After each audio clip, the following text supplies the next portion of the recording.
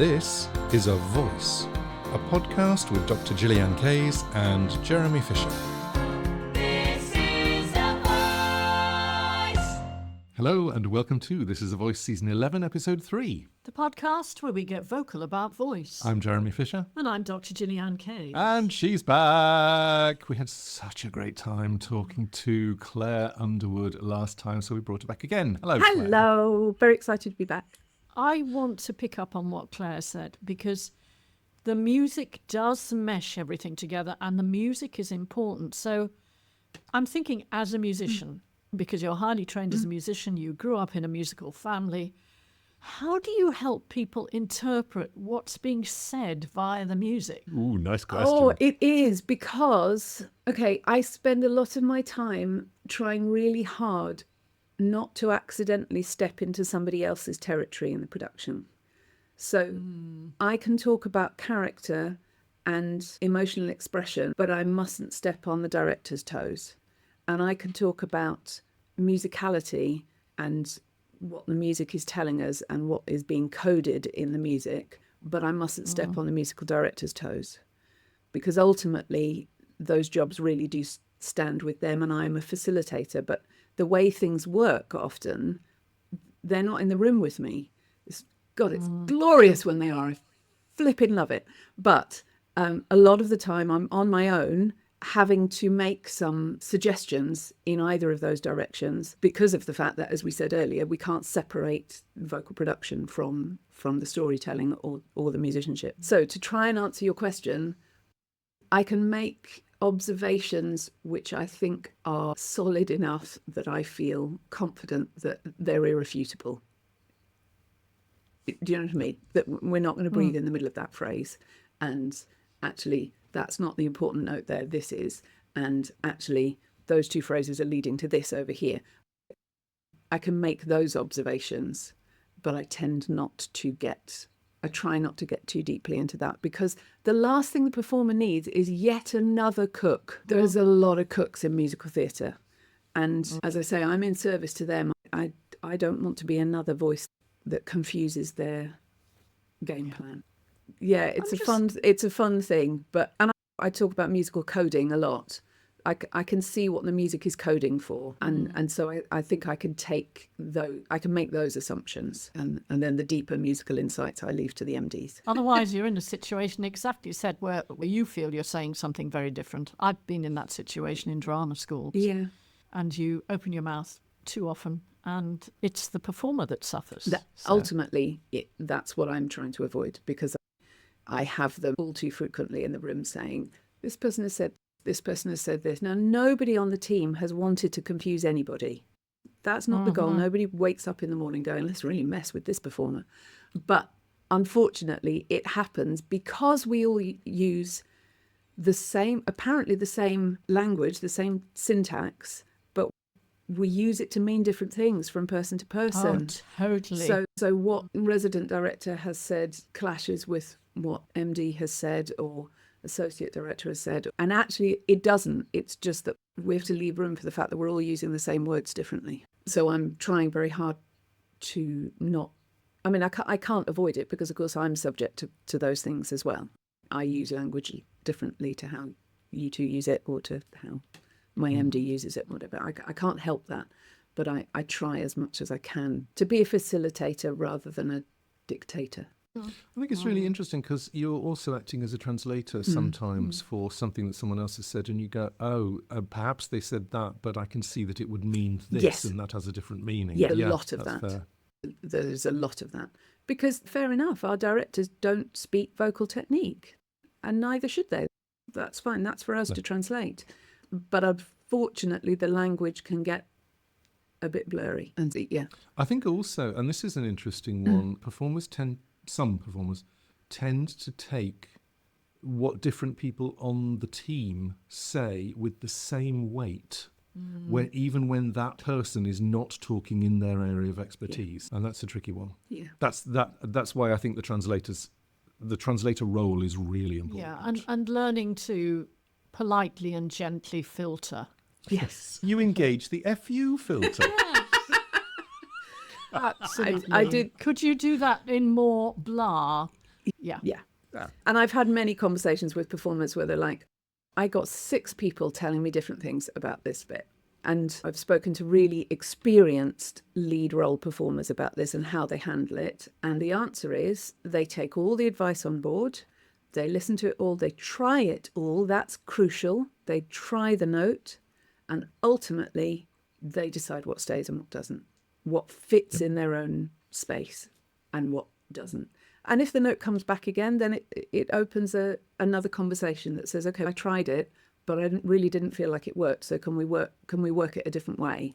Can we try and find what it is you're looking for within what it is I feel comfortable with? And that's fair enough. And I think when you have an experienced performer who's got that sense of their own worth, then of course they're able to do it. But with the younger ones, they're just desperate to take on every directive. Yes, and there's that other thing about the energy that you walk in with. So if you are young and you've just come from a learning environment, you are cracked wide open in the fill me role.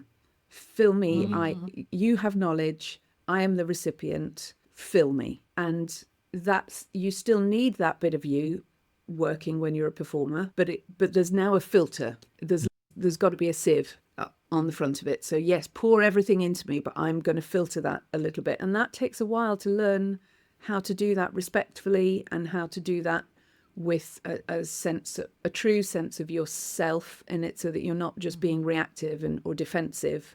So no, I won't do that because actually it feels uncomfortable. Yeah. There's a level of realization, I think, that goes into that. There's a level of self-confidence where you go, actually, I can do this, and I do know what I'm doing, and I do know what I'm talking about, and I have learned to do these things. That's a self-realization thing, and actually, that can come at any point in your life. It could actually come in the first year of your drama college, where you go, no, I know what I want to do. Yeah. I know who I am, and I know what I want to do. And it could come 5 years into the profession, where you go, okay, finally, I'm not paying any attention to this thing. I'm going to do what I do.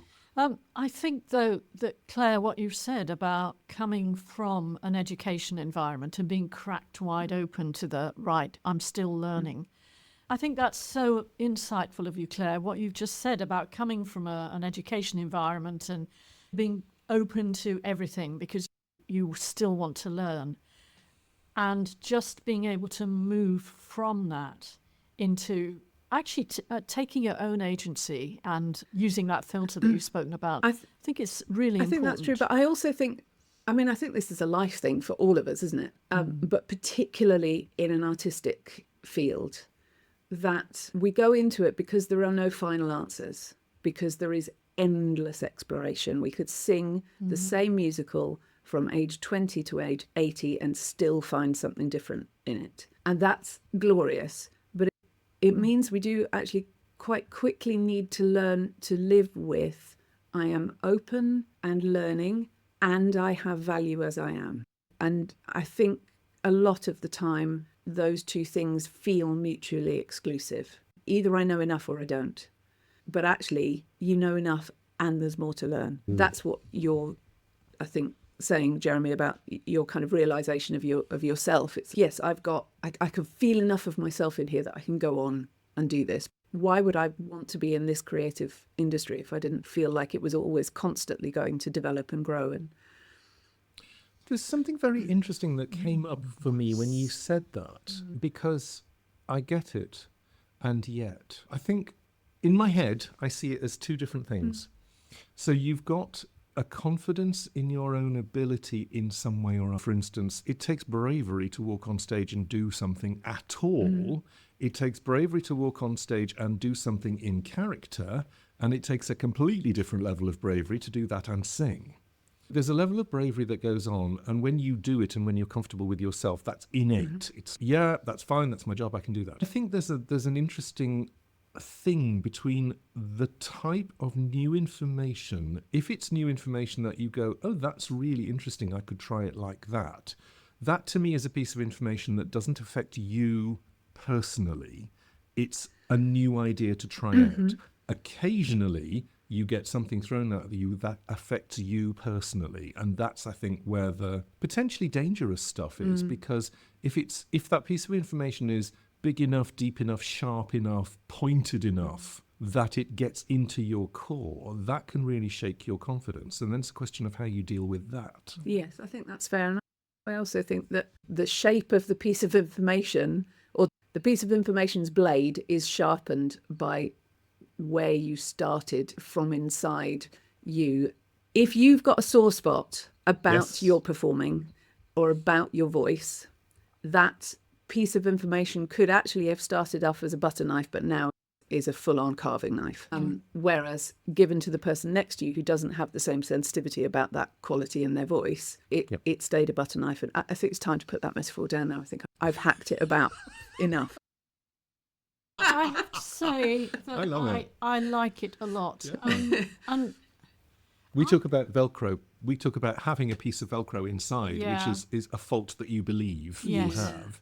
And then somebody throwing a stickle ball at you and it hits the piece of Velcro and sticks, Yes. or it just falls off. That's brilliant. If you That's don't have that much Velcro. better. I like Yeah. it a lot. Yes. No, I like the butter knife. I'm sticking with the butter knife now. oh Lord, let's see what happens when that comes out. I was just thinking about what you were talking about, the evolving process. Imagine you went into a musical aged 24 and you did many performances of that musical throughout your life. Do you think it is too easy for performers to confuse that evolving process? Because you're going to evolve a role through a run, for starters. They're confusing that with imperfection versus perfection. And I wondered how much you come across this idea that this could be an unformed idea that I'm... No, Oh, I like it. I think I know. Yeah, I certainly rub up again. It's not quite answering your question, Gillian, but over and over and over and over again, perfectionism is an issue. And I think it's fueled by living in the recorded age, because we have so many versions of perfection to listen to and measure ourselves up against without ever articulating that's how it was one day, one moment in one studio, and that it was then tweaked to within an inch of its life afterwards anyway. So, that's a whole other thing. But nonetheless, there's a lot of measuring ourselves against it. Do I think it plays a part in a role? Sorry, can you go again, Gillian? Go again. I was thinking about a role, and someone's preparing a new role, new to themselves, and the sense of it's got to be perfect before you go on stage. Because where I wanted to go was this idea of evolving. Let's just talk about how a performance evolves across a run, and that's actually okay. Yeah, and with perfectionism being something that can actually really sabotage us. Yes, achieving perfection before you go on. I think sometimes that comes into play, but a lot of the time we're accepting that's why we have previews, and that's built in. You've got a little bit of soft space there to be able to build a product that it is fine enough, and that fine in terms of fine jewels, and then to be able to build from there. I think most performers assume that it is going to build. There is an enormous pressure, however, especially with these big flagship shows, that you match what the audience has heard or seen. Much of the audience of Hamilton has watched it on Disney, and they know the soundtrack back to front and upside down. My 9-year-old knows it by heart because he listens to it every night, so it's really relaxing when I get home. But he's not the only one. There are a lot of people out there who know that soundtrack back to front and upside down. So there is a built-in pressure to the performers that they have to at least meet that. And what that ignores is, and I'm going to go back into my woo-woo self now, what that ignores is the energy that takes place in the auditorium, the energy that live brings. You may or may not sing What Did I Miss as brilliantly as it was done on the original recording. You may or may not. It'll be different anyway because you're not him. But actually what's happening in the auditorium is people and energies are mixing and something else happens. And I think it's really important for performers to remember that when they are dealing with issues around perfectionism. So like you are actually, we've been talking about this as well at Secret Sing. No performance that you practice in your bedroom is complete or can be anywhere near complete until it has an audience, because it requires their input. It requires their interpretation of it in their own minds, coming from where they were. They may have had a good or a bad day. They may have arrived in the theatre feeling flustered or feeling totally ready and full of joy. You have no control over those things, but you need those things to exist for your performance to fly and for it to touch one person or another person. So to come back to your point about and building in a role, there's an enormous amount of pressure on performers to achieve the same product every night, and yet it cannot be. And that's what I always try and remind them. It simply cannot be. It's that old thing about you can't put your foot in the same bit of river twice, because we have totally different energies in the theatre at this point. And so it can't be the same as it was last night. And there's a release in that. Yes, we are always 100%. striving for an elite performance. And in that regard, they can be equated to Olympic athletes or any high-flying Yes. pursuit. But it is just that. It is a pursuit. You can't find perfection every night. Yes.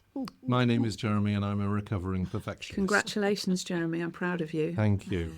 I have a sentence that I think is relevant, which I learnt and talk to myself all the time, which is best I can do today. Yeah. And what's so nice about that is best I can do with the knowledge I have today in the situation that I'm in today. And I think the situation thing is really useful because exactly what you're talking about, anything that you do in theatre must include audience energy. Yeah. Because what's the point of you being on stage if you then block the audience entirely? Please just go back to your bedroom. Yeah. That's not the point of theatre. It's not the point of performing. So the audience brings an energy and you cannot plan for it. You can maneuver it to a certain extent because I've done it, but you can't actually make them change their energy by force. It doesn't happen. No. So it's really interesting that you must include that in the equation as to whether you're doing a good show or not.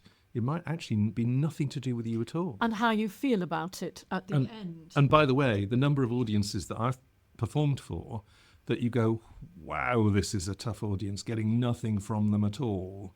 And you get the standing ovation at the end and screaming and cheering. And you go, hang on, where did that come from? Because you haven't displayed any of that all the way through the show. You've been no help at all. Yeah. Extraordinary. Neil, isn't it? Oh, I've just got a couple of things I want to talk about. First of all, I think we should talk about safety because this has come up in what you've been telling us all the way through. So it'd be good to talk about that. But just thinking about helping a performer find what I'm going to call the envelope of good enough. So if you have that envelope of good enough, which sometimes it can be a bit bigger, a bit smaller, but that's something that you're able to help them build so that when they do go on stage and things, maybe they didn't get that wretched top note the way they wanted to, or the audience didn't give them the massive applause at the end of that number that they got the other night. How do you help them find that good enough? It's a fantastic question, and I don't know if I have a ready answer, except to say that I think that's where the car mechanic bit comes in. I always talk about technique being like a Zimmer frame that's there for you when the magic isn't, when you feel low, when the audience isn't giving you back quite what you thought they were going to, when you've got an understudy in front of you who you're more worried about them than you, any of those situations. That's when your technique comes bubbling up to the front of your subconscious.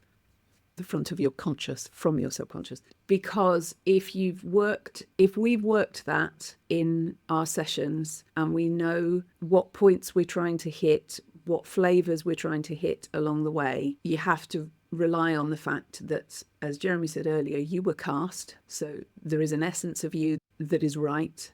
And you have delivered, on a nuts and bolts level, you have delivered what you needed to deliver. The other thing that I really remind them of a lot is it doesn't matter if you are the principal role. It doesn't matter if you're Valjean and you're on most of the show. Yes, you carry a huge amount of the show, but the show isn't you. It's not you by yourself. So if you're having a night where all you can think of is, okay, I'm just going to mix through this, I'm going to belt that, you've left your emotional self behind somewhere. Actually rely on the fact that the rest of the cast aren't all in that same place. We're very rarely all in that place all at once. And that the story is still being carried. It's also still being carried by the nuts and bolts that you put in place in rehearsal. And that's the point of the rehearsal, is to create something, to create the bare bones of something that tells the story. That's the director's job, is to make sure that's in place. So to your question about the envelope of good enough, which I really love, you have to rely on the fact that all those other nuts and bolts were in the right place at the right time. And maybe you didn't feel it tonight. And maybe that note didn't shine as much as you know it can do. But in the context of the whole, that's enough. I think that's so important. So Gillian mentioned safety. Can you talk to us about safety? What does that mean to you? Safety means to me the thing that keeps me up at night. Safety is vocal production within comfortable limit of your ability. Safety is essentially your 70 or 80% performance. It's not your one-off recording performance. It's not your one-off cabaret performance. It's your 8 shows a week performance. And finding that limit, that can be one of the most challenging things we work on in a one-to-one session. Is I know you can give this, and I know that to you, especially for the actors actually who have the actor minds, it is anathema to them, the idea of pulling back on that storytelling, their perception that they're pulling back. But of course they're ignoring that their base level of storytelling is stellar and that we could just listen to them read the telephone book and get a story out of it. They're forgetting that. But helping them learn to live with a performance that doesn't feel like their 150%, which is so exciting and that they want to deliver, and just saying you can maybe have one of those in a week. I'll give you one. But if you try and give me 8 of those, then we'll be talking on a Zoom by Thursday and you'll be croaking and you'll be off, and you don't want that. Finding the safety means finding the safe limits within which we can tell the story to the best of our ability. And that changes from performer to performer. And there's a lot of shame around it. There's a lot of feelings of obligation for all performers, but I find it is magnified in our cabaret performers because they're only there for a short time. They don't want to miss a single show. They're aware that people might have come specifically because they're there and they really don't want to take the time. But we have to both build a performance, which means that they won't need to take the time. But if that can't happen, because people get sick and bugs go around the building, and because ultimately this is a fragile, beautiful, living piece of tissue, it can't always be bulletproof, then we have to be able to say, it's not safe for you to go on tonight. I need you to take a rest. And that rest is going to be as long as it needs until it is safe again. That's a really hard conversation. Do you take that decision with the performer, or do you sometimes get external help for that, for instance, from a laryngologist or a physio? Absolutely. Yeah. Absolutely. It's teamwork. Ultimately, it's the performer's decision. It's their body. Yes. It's their career, it's their decision. We are there to advise, and in our experience to say, look, when I've seen this before, this is how long it takes. I advise that you take this time. But it is just advice, and they have to decide. And if they decide to go on, then it is my job to try and support them as best I can, and for us to very quickly muster together a plan B performance that their vocal folds make adjustments. Can cope with that night. I just want to go into something, because that's such a clear answer. It's also a very nuanced answer as well, and you're absolutely right. That changes per performer, because safety limits are really interesting per person. What I think is fascinating is that there's also an underlying thing, and you've highlighted this, and I love this. It's the idea that you've got people in the audience coming to see you specifically. They've paid a lot of money to come and see you. There's a sort of expectation. There's a responsibility. And it's almost like it feels like there's one thing that the performer is missing. And I'm going back to casting again, which is you just walking onto the stage has given them what they want. That's it. Yeah. Literally, you could walk onto the stage, open your mouth, say nothing, and walk off again. And there is an element of, I've just seen that person. Rather than going, I need to give my absolute best every night, which my absolute best is 100%. And like you said, I would be on the floor by Thursday. There's also a longevity thing, which is I need to give what I can that works and that it makes me feel satisfied over the whole run. And so there's a time thing as well, which is, yes, you can give 100% if you want to on the first night.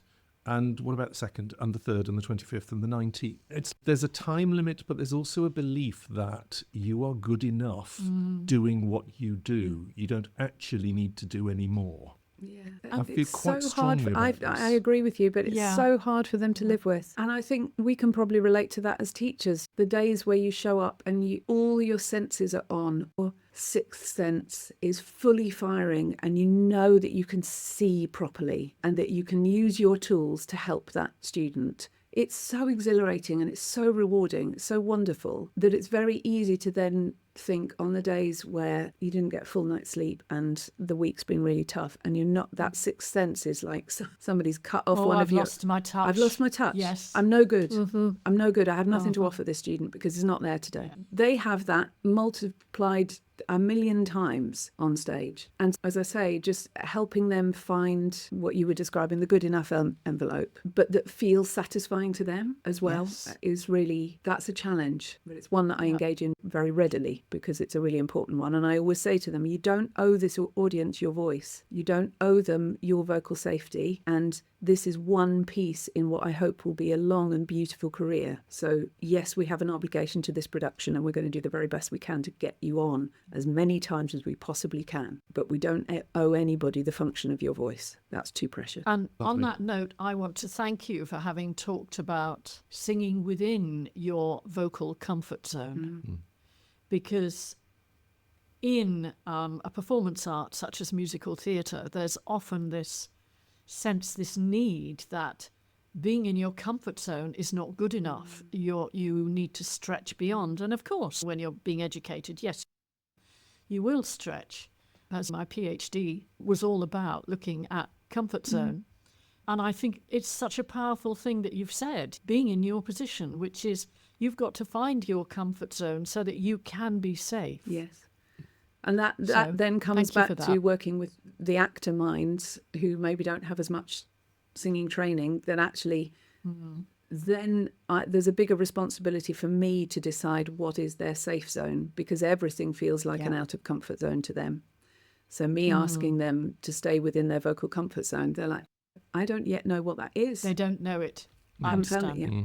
Yeah. Very interesting. This is not a question so much as a possible statement. The idea that singing voice, because it's more extended in both pitch and duration, shows things up more. So I'm going to go, can you get away with vocal problems as an actor that you can't get away with as a singer? Ow! Punch me with a big one right at the end, Jeremy. Wow! Yeah. We'll just have to have you back. Just say what occurs to you. What occurs to me is that I think that might be true, but I feel like I might have just opened myself up to a lot of spoken voice practitioners going, no! In which case, I'm really sorry. Wow. That's a humdrum of a question. Certainly it is the case that the sustained quality means that we have to be very careful about how we work around a voice that is struggling. Yes, I will. Because we sustain pitch. Great answer. Yep. Shall I apply for simple as a that. position as an MP now? Yeah. Great answer. We have to have something controversial on Yeah, here. for sure. Absolutely. Claire, this has been amazing. It's been such so a joy. pleased that I'm thrilled that you are our first guest on this topic. Oh, I'm So I delighted think and it's a honoured. really Thank good you bounce off. both. And thank you for the work that you do in talking about all these things. It is so important and such a comfort as a vocal practitioner to have those conversations happening, because otherwise you just feel like you're in an echo chamber of your own making. Thank you. So we will actually hopefully see you again, because we're going to have you back on. Oh, we've got a bit more to talk about. I think we got a few more things we can maybe just discuss. But that's it for the moment. Thank you Bless so you. much, Claire. Thank you.